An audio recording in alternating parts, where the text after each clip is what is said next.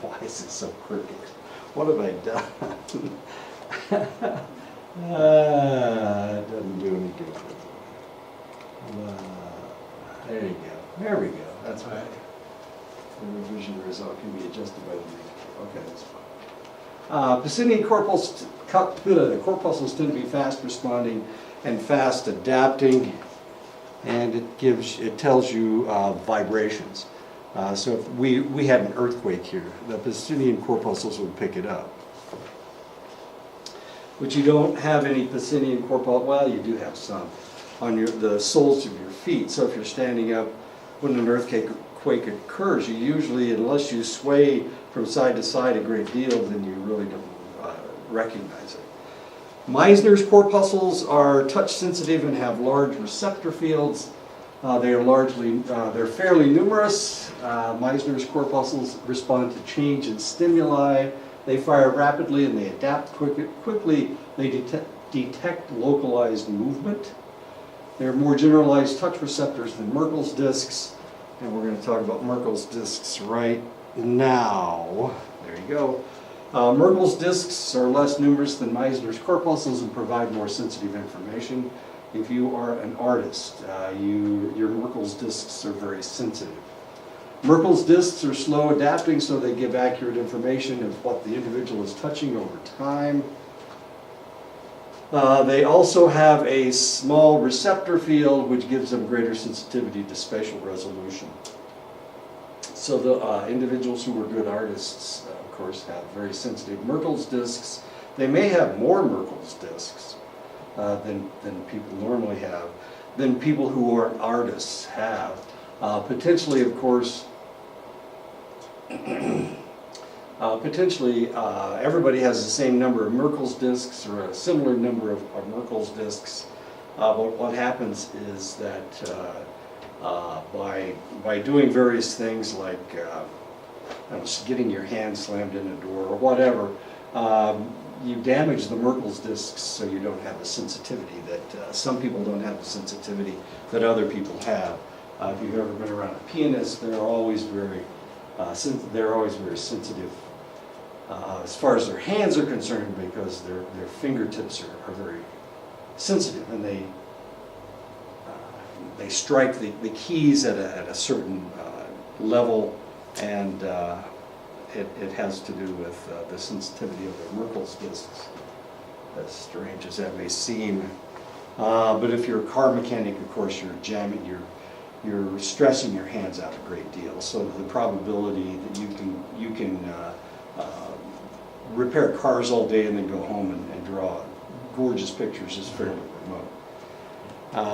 Who am I thinking of? Charlie Russell. Charlie Russell was a cowboy artist from Montana, and interesting guy. He was a cowboy for 5 or 6 years, and then he kept drawing these pictures, and he decided that he wanted to become an artist full time. He got married to a lady that was real pushy, and so he started painting. He painted thousands of pictures, and he made thousands of drawings. But being a cowboy is not easy. I don't know if you've ever roped any steers or anything, but it's really hard on your fingers. But he was able to cowboy and also be a great artist, as interesting as that is. Ruffinis endings respond to stretching. Charlie Russell was from the area where I lived up in Montana, the middle of Montana. That's cow country. It used to be buffalo country before that, and that's the reason it's cow country today. But it's been cow country ever since they killed off all the buffalo. A lot of buffalo grass, a lot of grazing land up in that area. So lots of cowboys, as interesting as that is. Ruffini's endings respond to stretching. They respond when the skin is stretched. These receptors are slow adapting, and so they can give a more prolonged response to the stretching. However, due to the general information of stretching, they tend not to give a very complete representation of the form. So if somebody touches you, They touch your skin with something, the point of a knife or a gun barrel.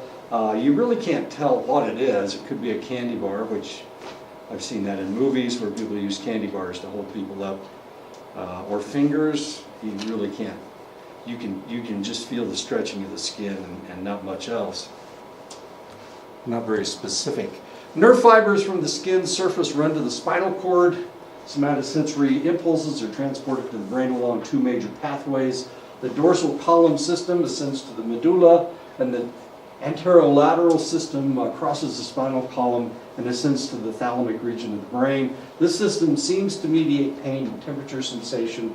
So if we're trying to block pain, we need to block the anterolateral system. We need to block the thalamus. The thalamus is the area of the brain that guides all information from the sensory organs into whatever portion of the brain it needs to go to. Some people are born with a genetic flaw that makes them insensitive to pain. These individuals are able to feel, but they can't register pain. Something's wrong. Many of them die young from trauma that the individual did not register as dangerous. Autopsies show multiple scars on many of the areas of the body of the individual because they didn't understand that they were in danger. So they killed themselves, in essence, by mistake because they couldn't feel pain. Pain seems to have three purposes. In the short term, we withdraw from the pain reflexively to prevent further damage. In the long term, pain promotes protective behaviors that are in turn promotes recovery.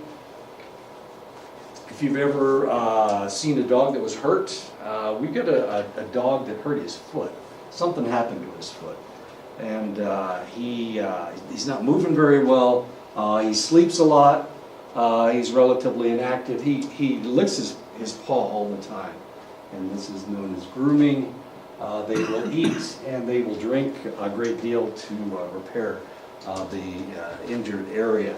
I haven't seen him for a couple days, so I'm afraid he's holed up someplace trying to recover from that injury. Demonstrating the pain not only acts as a warning to others of the same species, it also elicits caregiving behaviors in others, including defending, and of course we see that in dogs, we see that in cats. If there's a hurt cat, all it needs to do is make a sound that it's hurt, and other cats will register that. They'll come to the cat's aid, or dogs especially. They'll come to the dog's aid and they'll try to defend the dog, the injured animal. The initial stimulus for pain is the partial destruction or injury to tissue adjacent to the select nerve fiber. The destruction of the tissue causes a release of chemical substances that activate pain fibers in the skin. One type of receptor is the A delta receptor. It's large in diameter, it's myelinated, so it's very rapid. It's quick reporting because it's myelinated, and it represents quick, sharp pain. So if somebody stuck you with a needle, the pain would be sharp. It would get to your brain very quickly, and you would respond very quickly. And then the pain would go away. That's the A delta. Second type of pain receptor in the skin is the C fibers. C fibers are thin, they're unmyelinated, they respond very slowly, they adapt very slowly, and they provide a dull ache. So if something really damages you, the A delta fibers will respond immediately, and then the C fibers will follow up with this dull ache. And it's one of the reasons why you don't feel constant sharp pain with something. Oh, here you go. You don't feel constant sharp pain. Usually there's a sharp pain, and then there comes a dull ache. That's the A delta fibers and the C fibers functioning. With the initial blow, damaged cells around free nerve endings release serotonin. It releases potassium, prostaglandins, and leukotrienes. The firing of the nerve endings can excite reflexive action in the blood vessels and other cells to produce inflammation. the action potential is reached and the message is transmitted to the dorsal horn of the spinal cord, and now we get a reaction. But it starts swelling right away. It starts inflaming right away. So if you touch the area, it will be warm to the touch. It will be red, redder than all the other area, than all the skin around it. And that's because of the inflammation process. In the spinal cord, the impulse uses the neurotransmitter glutamate to transmit the information to the brain. Along with glutamate, substance P is released, which returns to the injured area through efferent neurons and induces blood vessels to double their efforts to promote swelling. The mast cells release histamine to release seral fluid and induce more benign swelling. So you get swelling in the area, and that usually has to do with histamine. So if we get an extreme reaction to a damage, we can give you an antihistamine and it will reduce the swelling. Sometimes the swelling causes more problems than anything else. So we want to reduce the swelling. One of the problems that we have, let's say you broke a bone, one of the reasons we can't put a cast on you right away, in the old days we used to, we just put a cast on it right away. But the problem is that there's so much histamine in the area that we have so much swelling that if we put a cast on you right now, then it's going to be loose in there and potentially there's going to be further damage. So usually what we'll do is put some kind of a brace on it for a couple days, and then once the swelling goes down, or we use the antihistamines, then we can cast it. So if somebody has an automobile accident and you go to the hospital, you'll see them you'll see them all wrapped up, but they don't have casts on yet. They'll wait until the swelling is gone down. Sometimes it takes a while, a week, 10 days. This is one of the reasons why if somebody has a blow to the head and they go into a coma, a lot of times it'll take a week, 10 days, 2 weeks for them to come out of their coma. What the coma is swelling in the brain. All the tissue is trying to protect itself by shooting seral fluid into the area, and that's what's causing the coma. We have to wait until that swelling goes down before they can come out of the coma. Now the thing is that we may want to keep them in the coma because we want as little damage as possible. This is the brain's own way of healing itself. So we may leave them in the coma until they come out of it, knowing of course that they're going to come out of it. Usually they do. Usually the swelling doesn't increase. Sometimes we'll put them in a coma just to keep them from moving around too much, doing potentially other damage to themselves. So a lot of times we'll induce coma so that the individual can repair themselves. But we can reduce histamine, of course, with antihistamines. In the old days, all cold capsules had antihistamines in them, which was not a good thing, because usually it wasn't that type of a problem, and it was just kind of a waste. So we were overly sensitizing people to antihistamines, and that wasn't a good thing. Pseudoephedrine is ephedrine and pseudoephedrine are antihistamines that we used to use on everybody. And immediate pain, but we did some really stupid things in the past. We used to give anybody that came in with a cold, we used to give them shots of penicillin. And the idea was, it's not a bacterial infection, it's a viral infection, but we don't want them to develop some kind of bacterial pneumonia, so they were giving them penicillin. Well, what we did, we oversensitized people to penicillin, and then it didn't work anymore. But mothers would come in and they'd scream, my baby needs penicillin. So they'd give them shots of penicillin. As stupid as that is, and we caused all kinds of interesting problems. So in Vietnam, eventually a form of gonorrhea was formed that was penicillin resistant. And of course we didn't have anything to treat it with. And the people that were the most sensitive to it were the individuals who had had a lot of colds when they were kids, and of course they shot them up with penicillin, And now, of course, they were insensitive to penicillin. We couldn't cure their gonorrhea. We didn't have anything to cure it. Eventually, we figured it out, but it took a while. It took a lot of. I don't know if you've ever seen gonorrhea. Thank God you've never seen gonorrhea, but it's not a good thing. I think only seen in medical books. One of my sisters, she was at EMT. Uh-huh. We usually have one inside the house too, so every time something would stir up, my mom or my dad would give us the ST book and see all these pictures of it, and then you don't want to mess. You don't want to mess with any of that stuff. Yeah. No, those are bad, worst case scenarios. What are you going to do with somebody with gonorrhea that you can't treat? What are you going to do with them? Send them home? You can't send them home. Quarantine. You did? Yeah, that's all you could do. You had to quarantine them. The problem is we didn't have any way to fix it. We didn't have anything we had no way to treat them. I mean, we're not going to shoot them. We're not going to euthanize them. But we can't send them home. They'll infect everybody with this stuff. So we had to quarantine them. And a lot of these guys became MIAs. But what else can you do with it? And some of them died of their problems. I mean, it can get into your system. Septicemic gonorrhea, geez, that's ugly. That's nasty. We had a lady with septicemic. She was a prostitute. She had septicemic gonorrhea. It was a mess. She had a fever. I couldn't put any clothes on her because her skin was, she had a rash all over her skin. It was nasty. It was nasty. And of course, when you stick them, you know, the rash is gonorrhea. It's bacteria. It's bacterial.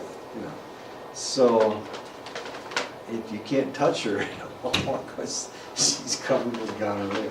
Anyway, information travels up the spinal cord to the various brainstem sites where it is distributed to the necessary areas to promote proper behavior. Proper behavior in this case would be yelling. And there's a reason why people scream or yell when they get hurt. There's a reason. We'll talk about it in just a second. Well, the reason has to do with warning other people of the danger. The pain message is transmitted to the thalamus through the anterior lateral system of the spinal cord, where it is rerouted to the cingulate cortex. This area of the brain is highly suggestible and can induce an intense reaction or minor reaction depending on the attitude of the individual. This is really kind of interesting because this is what we try to train little boys not to respond. Go to be a man, go to be a man. And the reason we do that is because in combat, you don't want them yelling out just because they stub their toe. That would warn the enemy that they are there. Okay, so you try to keep these kids from making a lot of noise if they're injured or damaged in one way or another. I was reading a book about World War I. It's really kind of interesting. It said when an American got shot, he just went, ugh.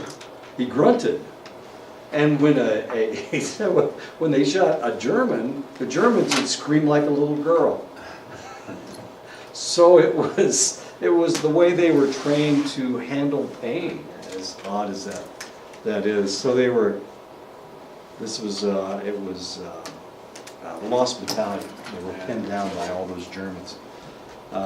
They were surrounded by Germans. And they said they could snipe the Germans, and they knew when they hit them because they'd scream like a little girl. But of course, when they shot Americans, they couldn't tell because they just kind of grunted and died or whatever. But Germans would scream like little girls.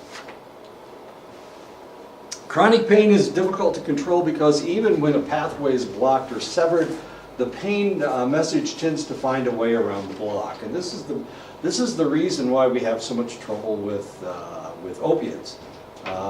We have such a serious opiate addiction.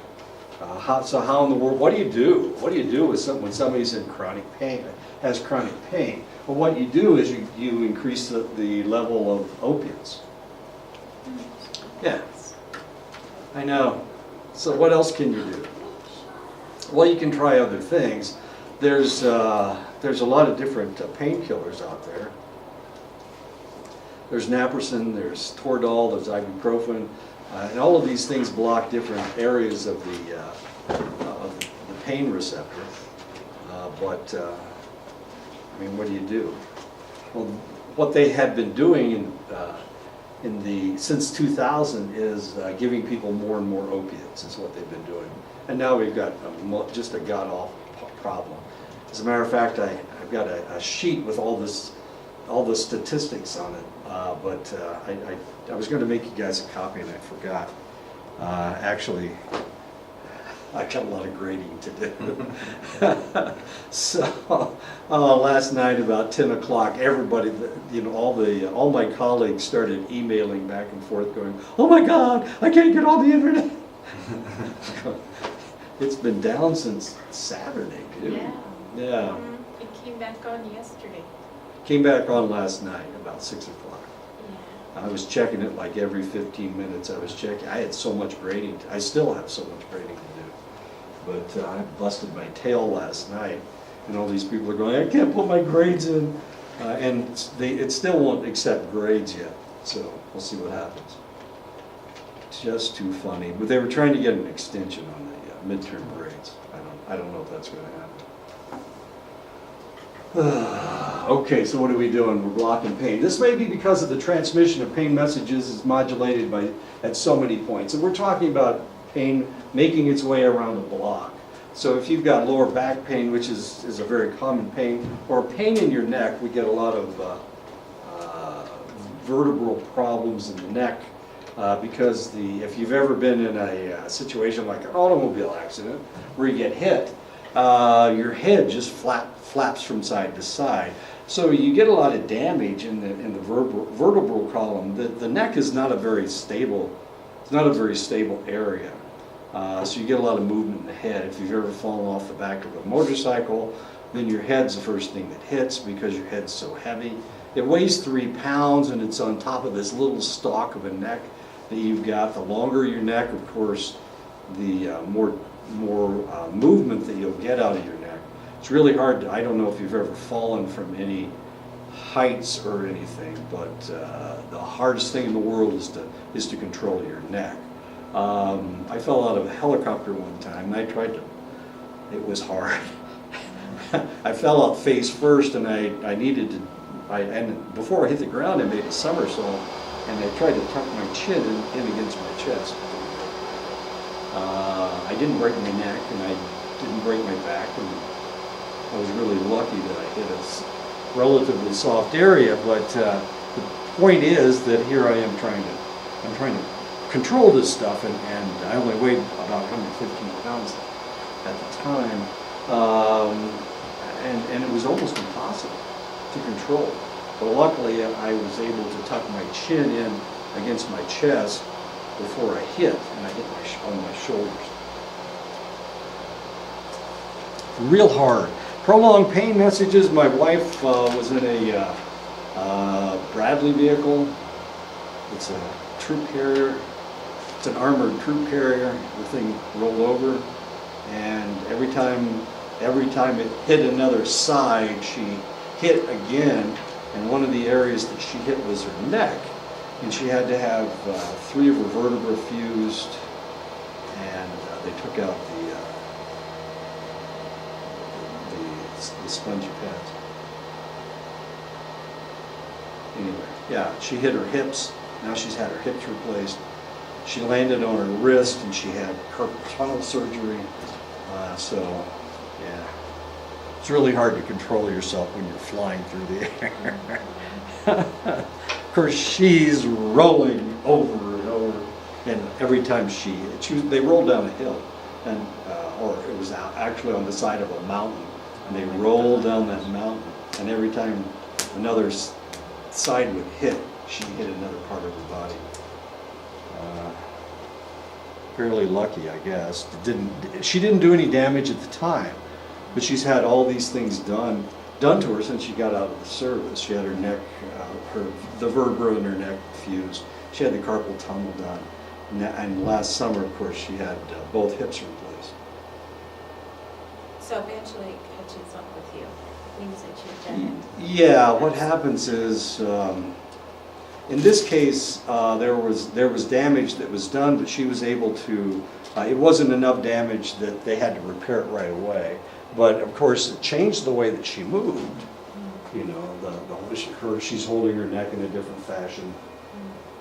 She's walking in a different way to protect the damage to her hips, and because of that, eventually it eroded, and all of the cushioning that was still there was eroded down. Her hips, she had the bursa were gone from her ball joints, and it was because of the way she moved, potentially. The carpal tunnel. Is her carpal tunnel in her right hand? Was it her left hand? It was her left hand. She's had carpal tunnel surgery on both hands. Her family isn't very hardy. They die in their 60s and 70s. You know, so they wear out fairly quickly. She had a cousin that had hip surgery done in her.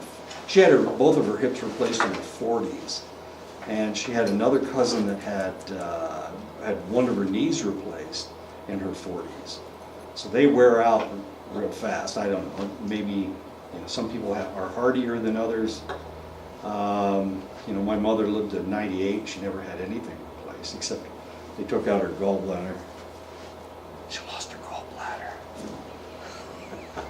which probably helped her out a little bit because she couldn't eat meat after that. Anyway, so we got a lot of pain, and a lot of pain messages are splashing back and forth in our brains. And of course, if we've got a chronic pain, then the chronic pain will make its way around whatever you've done to block it. And then we need stronger and stronger measures to control the pain. Opiates have been used for eons as a means of controlling pain. How they discovered it, who would think of chewing on a opiate or a poppy plant just to get rid of the pain? Opiates had a similar chemical structure to the brain's natural pain controller, the neurotransmitters endorphin and enkephalin. There are 3 of them. Enkephalin and endorphin have a very similar structure. The third one is dynorphin, which is a little bit different. Now, as I've told you before, I'm not sensitive to opiates. It's probably because I don't have as much endorphin and enkephalin. I have more dynorphin. I have never had any problems with pain. So obviously I have natural pain control mechanisms. I've been an athlete all my life, and I damage myself on a fairly constant manner. But I've never had any problems with pain. A couple aspirin and I'm good to go. Actually, I rarely take anything. I can't take ibuprofen because it makes me depressed. But opiates don't work. They just don't work. And they've tried them over and over again, despite the fact I told them it didn't work. Doctors don't believe you. They think you're liars. All patients are liars. A lot of people will lie about their pain because they're trying to get more and stronger drugs. Well, there is nothing stronger than opiates, so it's obvious that I'm not seeking drugs. I'm not a drug seeker because there's nothing they can give me. Extra strength Tylenol is the best thing that I can take. Is the only thing that I can take that really works. Opiates control pain by occupying endorphin receptor sites in the periaqueductal gray of the spinal column, and there's the periaqueduct.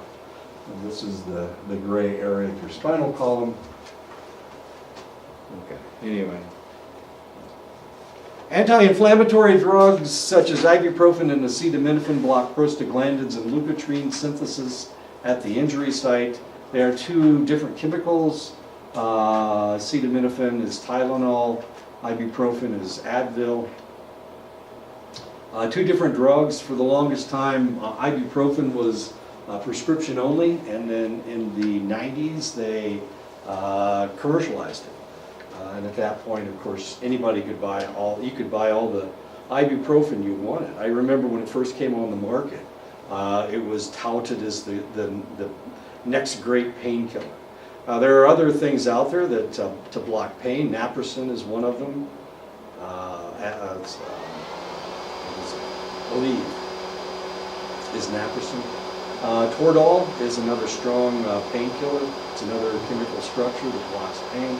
Aspirin, while ibuprofen and acetaminophen block prostaglandins and leukotriene. Leukotriene, of course, is the substance that creates the swelling. Aspirin only blocks prostaglandins, which means it's not much of an anti-inflammatory because it doesn't block the leukotrienes.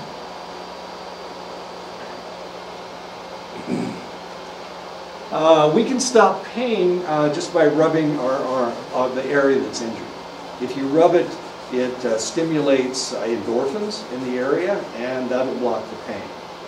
That works. We can use electrical stimulation in the area, and that will irritate the skin, that will irritate the tissue, and if you irritate the tissue, of course, one of the things that will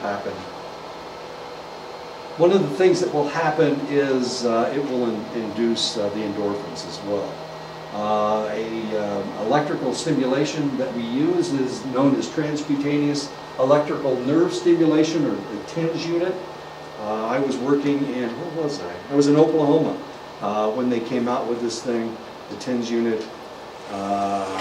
People with chronic pain, it really works. It's very good. Now they have, you can buy them you can buy them at Walmart, you can buy them anywhere. You can buy them in a pharmacy. TENS units. Aleve puts out a TENS unit. Who else does? There's another one. I can't think of it. So it's Shaquille O'Neal. It's a device. Yeah, it's a device. It's a sticky device, and you put it on wherever the area is. It's got electrical wires in it, and you use a remote control to increase the amount of stimulation, and then the pain goes away. You know, it kind of shocks you a little bit, and then all of a sudden the pain's gone. And the reason is because it's inducing endorphins into the area. Like I said, you can rub it, and that'll induce endorphins into the area. Physicians and researchers have known for a long time that pain can only be controlled by substances that should have no effect on pain. These substances and techniques are called placebos, and they work because they induce endorphins and enkephalins in the brain. So placebos work. This is the reason why if you've got a headache, you take an aspirin and your pain goes away immediately. That's a placebo effect. The pain shouldn't go away immediately. The pain it takes 20 minutes to digest your aspirin or whatever you've taken. So it shouldn't be that fast. Even if you take, in the old days, if you went down south, they would have powdered aspirin, and you could take the powdered aspirin. It theoretically got into your system faster. It still has to be digested, still has to be processed through your stomach, and it wasn't immediate. It was just a little bit faster than if you took a pill and you forced your body to break it down. Sometimes if you take a pill, it'll stay in your stomach and it won't break down very fast, very rapidly, especially if there's nothing else on your stomach.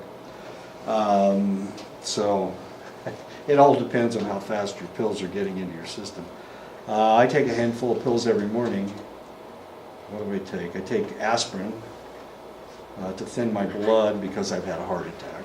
I take high blood pressure medicine because I have high blood pressure. What else do I take? Then I take all these supplements, DHEA, Ginkgo, ginseng. I just take a ton of stuff. I take a vitamin pill every morning just to make sure I get all the nutrients that I need. They're probably still sitting in my stomach. I always take them with V8 juice.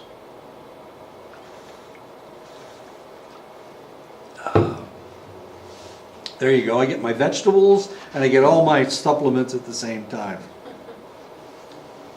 Acupuncture is an ancient means of chronic pain control. that uses similar tactile stimulation to induce endorphins in the area. So it's doing the same thing that that rubbing the area would give you, but this is a little bit more specific. Since chronic pain is often exacerbated by tension in the area, frequently acupuncture allows for enough relaxation and tension to relieve the problem. Sometimes you can have a pain that just will not go away.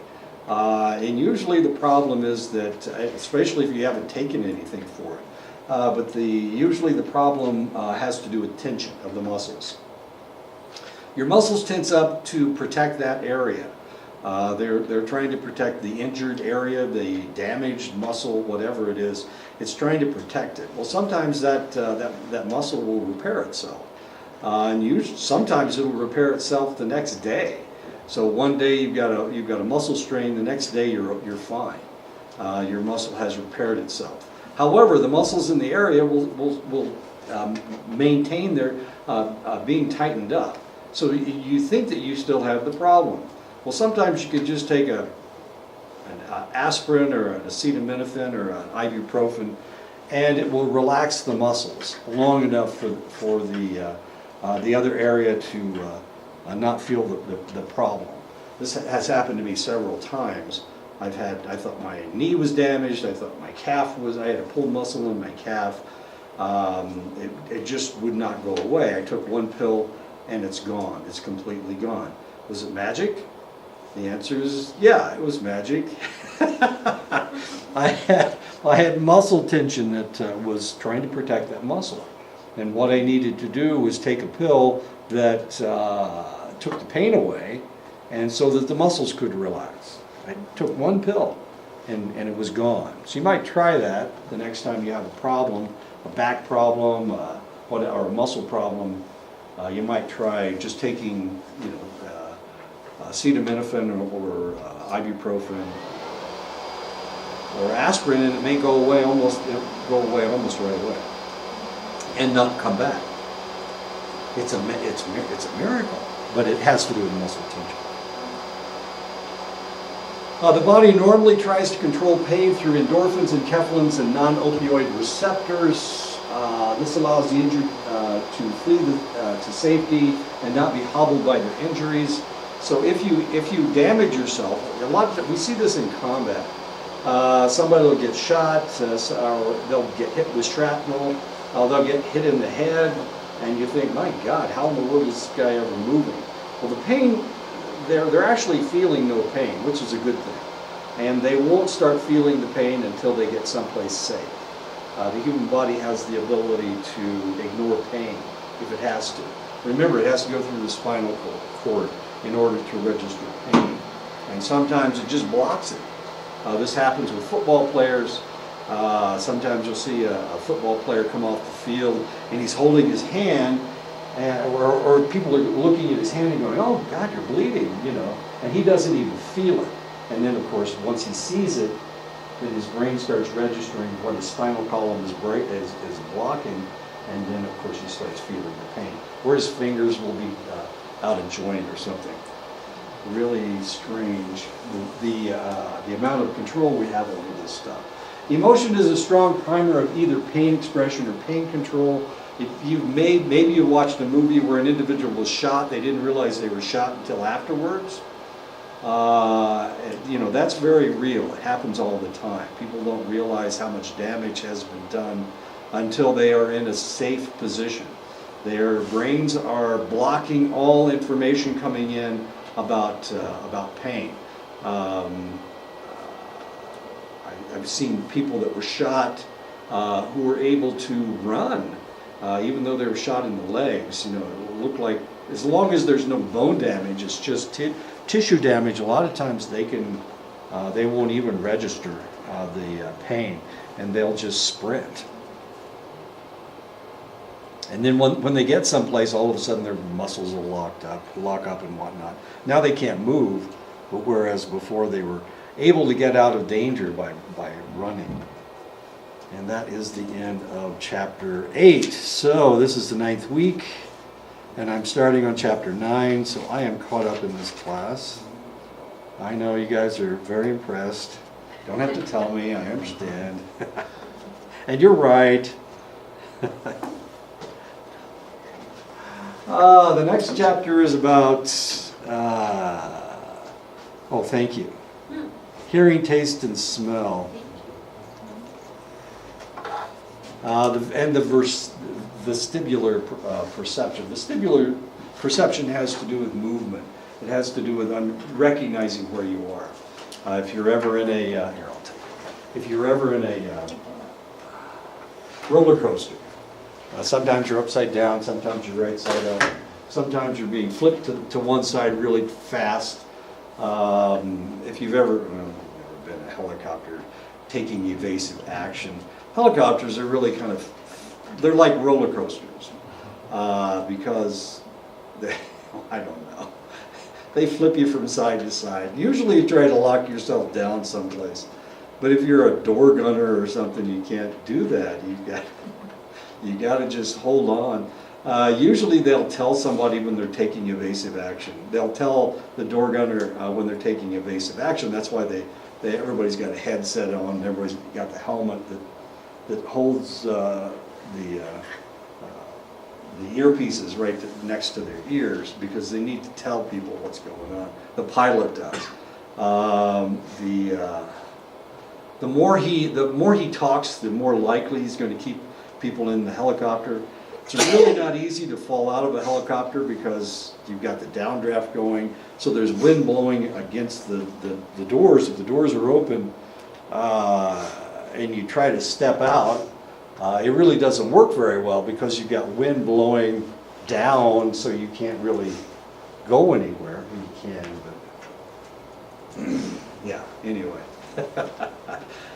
It's air pressure. If you've ever been in a convertible driving in a rainstorm, the rain doesn't come in. Why? Because you've got all this movement and everything is going this way. If you slow down, of course, it'll start raining in your car.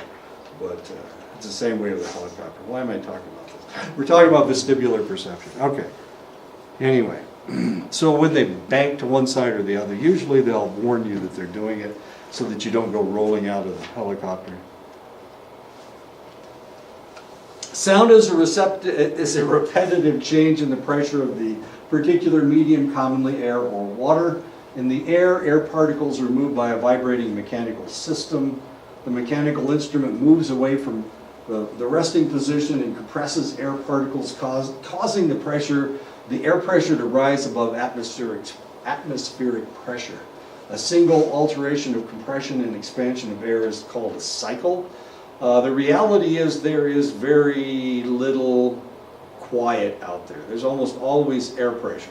There's almost always sound. Even if you're out in the middle of nowhere, there's usually sound. Movement of trees, the air is moving. There's probably insects making noise. Potentially there's birds making noise. There is no place, well, you can go into a pressure chamber and you won't hear anything.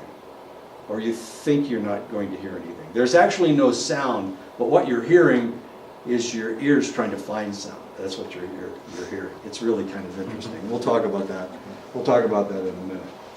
Has anybody ever had a hearing test in one of those pressure chambers? Yeah. I had to do with one with when I had to do one with the railroad.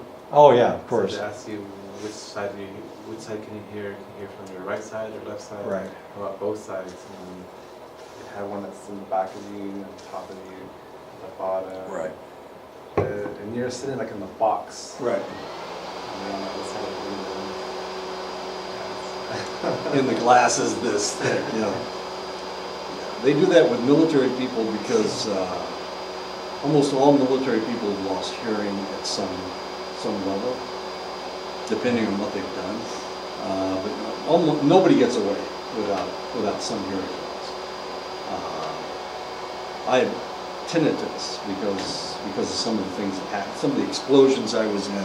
I was working in the laboratory, and we had centrifuges that spin around at a really high rate, and we do this over and over and over again. So I have hearing losses at certain levels. I can't hear things. My wife was the same way, poor thing. Of course, she fell on her head a couple times. They dropped her on their head a couple times. Anyway, so almost, and if you, the more you fire a weapon, of course, it's a loud report. And if you shoot an M16, the crack of the rifle is at a certain level. But if you shoot an M1 Garand rifle or any other kind of rifle, you lose hearing at that level. They changed from the M14 to the M16 about halfway through the Vietnam War, and people that had to fire both weapons had hearing loss at both levels or if they shot a pistol too many times. That's one of the reasons why if you go on a shooting range now, they put protection on your ears. I remember when we would have like these sections where we lived by the railroad. Mm-hmm. The first couple of weeks I couldn't sleep because the train would just go by, Wake and you after up. a while, you don't even notice the train there. Didn't even hear them anymore. Yeah. I'm a country boy, so I'm not used to cars driving past. But when we lived in LA, I'll tell you, our Northridge actually was where we lived. I couldn't sleep. I didn't sleep the whole time we were there. We were there for a year and a half. I could barely sleep. Both my wife and I, then we left and we went to, where did we go next? From Los Angeles, we went to a quiet community in Maryland. We went to DC. And suddenly there weren't cars driving past all the time. And we slept like babies. And at that point we realized we were sleep deprived. Okay, single alteration. Okay, we already talked about this stuff. Most of the sounds that we hear are a combination of tones, but some sounds in music are made by single structures and are known as pure tones. If you think of any instrument that somebody plays, the chimes, of course, is a pure tone. Piano, is it only one tone or is it multiple tones? It's multiple, yeah, because it not only are you plucking that string, it's a hammer hitting down on that string, on that piano wire, but also that sound is bounced off of a sounding board. And the sounding board is a 1,000-pound chunk of iron, and it bounces off that, and that's what a baby grand is all about. Who was it? Burns. The guy's name was Burns. His wife was a pianist, and they had a baby grand in their house, in their Hogan. God, what a couple of goofballs. What was his name? He was Francis. Yeah. Francis Burns. Yeah, Francis. That's right. Oh man, was he mean or what? People hated taking classes for him. He was just mean as a snake. And his wife was just crazy as a woman. They lived right down the street from us. Ugh. She'd come over to your house trying to pick a fight with you. You know. She wanted to argue about something. She hadn't argued all day. She needed to argue. Funny lady. Oh, here, I put that on the tape. Anybody ever take classes from Francis? Yeah. He was hard, wasn't he?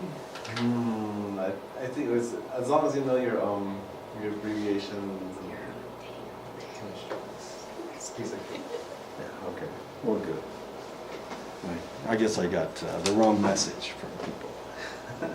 I never taken one of these things. I don't know who he is. He was not fun. He wasn't fun to talk to. He's like 7 feet tall. Skinny, probably weighed 150 pounds. Frequency refers to the number of cycles per second that a sound has. Frequency is measured in hertz. Amplitude refers to how loud or how large the sound wave is. Amplitude is measured in decibels. So loudness is decibels, and the frequency is measured in hertz. And here are some of the louder noises. 150 decibels is a jet airplane.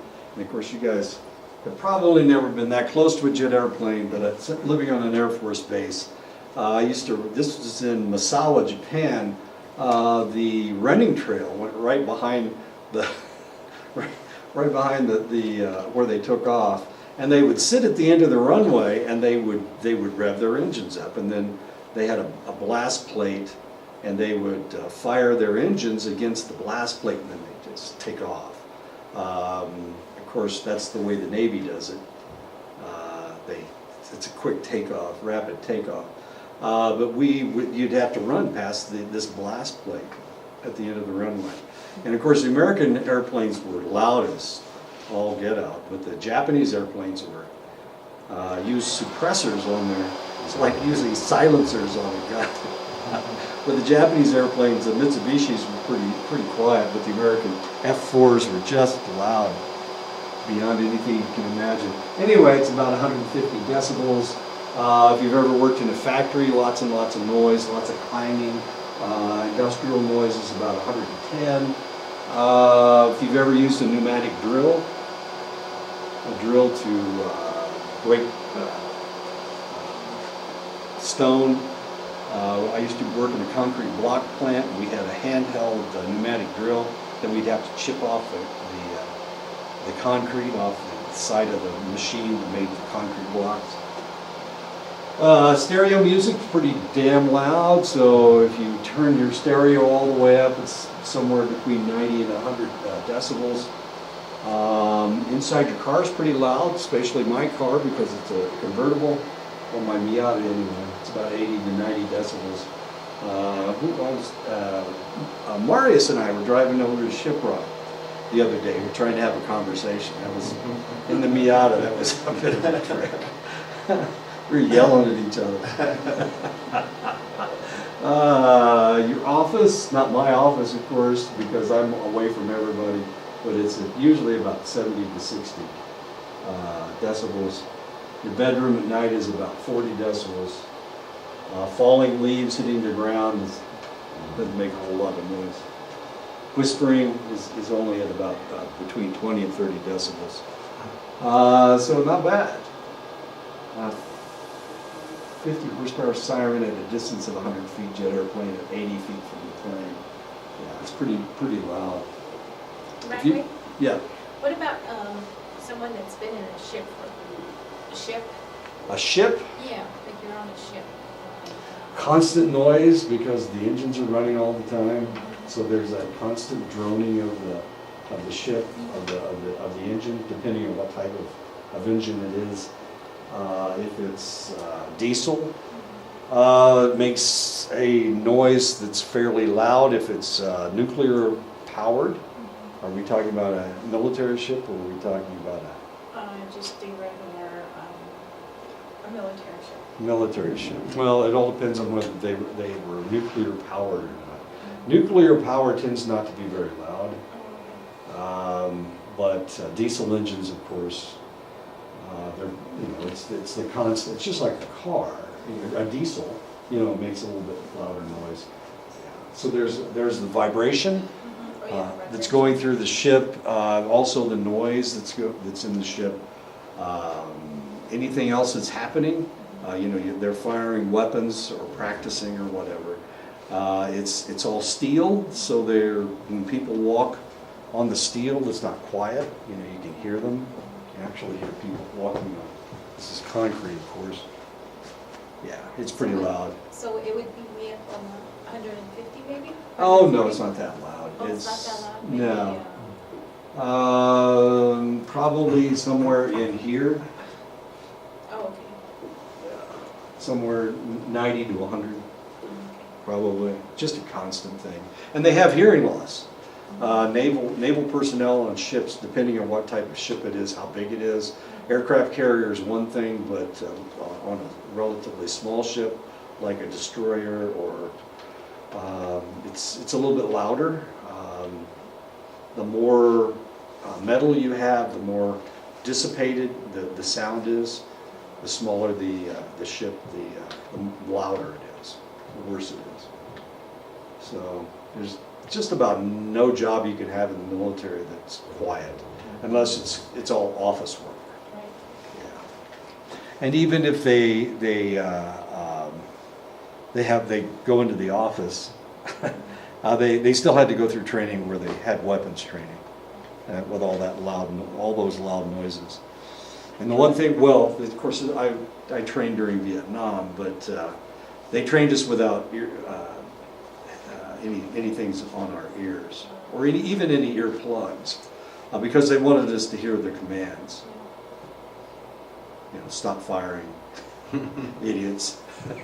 And in the vibration of the ship. You know, Oh yeah, it's constant. It's just constant. Hopefully, otherwise you're not moving. You're just kind of floating out there. Most sound is a blend of different sounds, music, speech, sounds from nature, and all this is known as timbre. As we are speaking, I'm speaking through my mouth, but it's also resonating through my nasal passages. Some people are more nasal than others. The deeper voice, if you can, what they tell you to do is to project from your diaphragm. You need to project from down here, and if you do that, of course, then you can become an announcer on television because you're using very little nasal. But no matter how you speak, it still has to go through your nasal passages. You can tell almost immediately when somebody has a cold because it's not resonating through their sinuses anymore. It's not resonating through their nasal passages. They can't get through because of all the mucus. So you can tell when there's somebody with the nose blocked out. You know, if somebody, just all you have to do is stop your nose up, and then your voice sounds really different. I mean, a whole lot different. Oh, too much fun. The basic sound that is made is called the fundamental, and the lesser additional sounds, the harmonics, are known as multiples of the fundamental. And of course, if you're talking about a guitar, you're talking about plucking the strings, of course, and then it's resonating through this is an acoustic guitar. It goes into the guitar and then comes back out. And that's what an acoustic guitar has, a really rich sound. Why? Because it has lots of multiples. If you take an electric guitar and you're plucking the strings, you can make a noise, but it doesn't sound nearly as good as an acoustic guitar. Here I am making my nose roll. Bruce, Yeah. I don't know if you remember that actor. There's an actor, his name, I think it's Michael Winslow. He showed in the Police Academy series. Oh yeah. He makes noises with his mouth, all different kinds of noise. Yeah. Incredible, really talented. It was just, I think there was a part, just recently I saw one where somebody was playing a guitar and they did a cover of one of Led Zeppelin and did it. It would be Led Zeppelin, wouldn't it? It was a nice way. He did some Jimi Hendrix. This with his With his mouth. yeah, the way the Jimi Hendrix does the electric guitar. It was like very talented. I don't know how we can pick up that noise and familiar with it. Right. He's like reverbing it back. This is a common way of doing things, is making music with your mouth, of course, sounding like instruments. There were a number of burlesque groups that could do that. Most of them were black for some reason. I don't think it has anything to do with the fact that African Americans have bigger mouths or they have a larger nasal passage. Doesn't probably have anything to do with that. But it has to do with something. And I don't know. I don't know why they did it and nobody else did it. But, you know, anybody can do it. You know, whatever. I guess all you need to do is practice. For some reason, it seemed to always be African American groups that were doing it. I know, it's interesting, isn't it? Yeah. Even like some comedians when they reenact some of their favorite lines, and automatically your brain picks up, you know, which part of it. Oh, sure. Yeah, who was doing Sammy Davis Jr. I was watching a television documentary on Sammy Davis Jr. and they were saying he dared to imitate white actors, and he was the first black man to try to mimic white actors. But then again, of course, he was he crossed a lot of lines that other people didn't dare cross.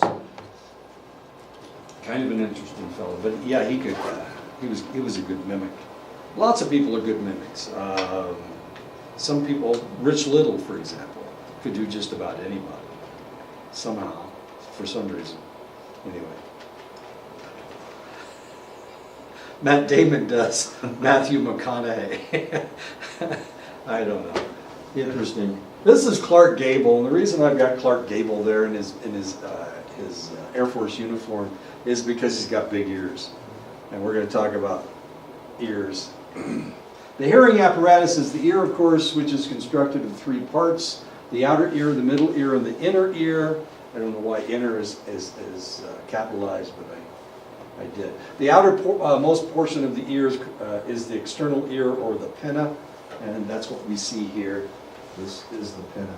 He was famous for his big ears, Clark Gable.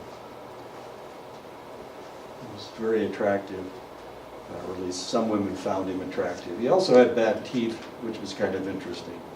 So in order for him to become a star, he had to get his teeth fixed. The hills and the valleys of the pinna aim the sound waves into the ear canal. So if we look at rabbits or whatever, we see that they have very large ears. They capture the sound waves and they focus it down into the ear. And of course ours do the same thing. If we looked at people's ears, there are 4 people in the room right now, we looked at our ears, despite the fact you may be related to somebody sitting beside you, the structure of your ears are completely different. Once upon a time they used to do ear prints, and they could identify people by their ear, by the pattern of their ears. The hills and the valleys of their ears, as strange as that is. But then they decided that they weren't intricate enough, and they started using fingerprints after that. For the longest time they used ear prints. The shape of the human ear makes the human speech range somewhere between 200 and 5,000 hertz. And of course 200 hertz is not very loud at all. It's a whisper. It's below a whisper actually, depending on how much hearing loss you have due to whatever. I told you I had a student that used to speak to me in the back of the room. She'd hide behind other individuals and I couldn't hear her because she was speaking at the level that I have a hearing loss. And it was mostly the hearing loss from centrifuges. Centrifuges spin around and they whine, and you do this frequently enough, and all of a sudden you've got hearing loss at that level. Of course, it took years for me to lose my hearing. When I went into the service, I had perfect hearing. When I came out of the service, strangely enough, I had perfect hearing again. I still had perfect hearing. I didn't have any loss. But since then, other things have happened, and it's caused me to have hearing loss at select levels. Some men will lose their hearing at the level that their wife speaks, which is kind of irritating to the wife, I guess. But if you're farmers, for example, when they drive their tractors. Tractors are relatively loud. In the old days, of course, they weren't covered, they were open, so you were getting all the engine noise off of the tractor. Not only that, but you were getting all the exhaust. I don't know if you remember the old tractors, but they had the tailpipe. It was not on the tail at all. It was on the front of the engine, and it was right in your face, pretty much, which was really good for when it was cold. I have a question. Sure. If people experience like a traumatic phase and they kind of experience it again when they go through like a little hearing loss, like if they have a behavioral change, like say they have PTSD, PTSD. and then they hear like they're back in the civil war, or not, being a civilian, Right. and then they hear like construction, and they hear like real loud noise, or can it affect them and like tone down the hearing, or? Right, yeah, that's a good point. No, that's an excellent point. So if you're in a traumatic situation and there were select noises during that, especially if it was a loud noise, if you ever hear that noise again, you'll have traumatic hearing loss. And it has to do with PTSD, exactly what you're Same talking thing with like depression, can like when you're feeling depressed. It can kick you into depression. Whatever your reaction was before, you will have exactly the same reaction. And it didn't have anything to do with anything except the noise. So the noise has engendered PTSD. And the PTSD, so then you'll react to the PTSD the same way you reacted before. So you'll have an acute reaction, which is really kind of interesting. So you'll have hearing loss. It's really kind of interesting. So if you hear, you know, you're watching a television show and you hear AK-47 has a special noise, and you can take any AK-47, you can shoot him any place, and it always is the same noise. M16 is the same way. M1 Garand rifle, the weapon that they used during World War II, has a certain noise, but the carbine, the M1 carbine that they used during the war, has a higher sound. All you have to do is hear that sound again, and you get the same reaction you had when you were, yeah. Anyway, kind of funny, or not funny at all. So a lot of people, and this is what I find really interesting. Some people will they'll go to shooting ranges, and you know, they're around these sounds all the time, and it creates a PTSD. So they get PTSD. I don't want to hear an AK-47 shooting. I don't understand why these guys, you know, go to shooting ranges and listen to these sounds, because it engenders, it makes them suffer the same PTSD they had before. It's really kind of interesting. I don't want to hear an AK-47 again. Thank you very much. It's not my favorite sound in the world. I didn't wear earplugs when I shot one. Or did you shoot an AK-47? Mhm. So you know what it sounds like. Yeah, like after I shot it, my ears had a ringing noise, and it was like that for like an hour. I kept on hearing the ringing sound, and I was just like, I didn't even. Well, if wear you shot it earplugs. yourself, it has a different sound than if somebody else shoots at you with it. Okay. Oh, okay. So if somebody, you know, somebody half a mile away shoots an AK-47, you go, oh, that's an AK-47. If you shoot it yourself, you get the vibration. You're not really getting the vibration from firing the weapon. Okay. M16 is the same way. Well, any gun is the same way. You know, you're hearing it a little bit differently. You're hearing it louder. Yeah, I was super skinny, and I didn't have a lot of padding right here, so I had like a big bruise in my arm. Yeah, because when I was really skinny, I wasn't strong, and I was barely lifting the gun up. That's so weird. Yeah. Yeah, it's different. It's that's one of the reasons why it's such an inaccurate weapon. I mean, you couldn't use it as a sniper rifle. The damn thing kicks like crazy. Yeah. Well, as you, Yeah. you can attest. M16 you can use as a sniper rifle. I mean, you can actually use it as a sniper rifle, but not an AK-47. It kicks up. Did you notice that? Yeah, Yeah. it kicks up. So it's hard to keep on target. That's one of the reasons why I don't want to talk about that. I think the one that hurt the most was a 12 gauge shotgun. Oh, yeah. I even had like a slitter right here, and it's still like. They put those rubber pads on the back of the stock Yeah. because the whole pressure is backwards. It's almost like shooting a stick of dynamite out of the barrel of your weapon. It gives it the I got pressure. scared and I closed my eyes and went. So I happened to my cousin where I saw what happened to her, and they tried to tell me to do it, and I'm like, no. Because it kind of kicked her back. Don't shoot it. I'm like, no. Kind of weird. I think shooting archery is a lot better than a gun.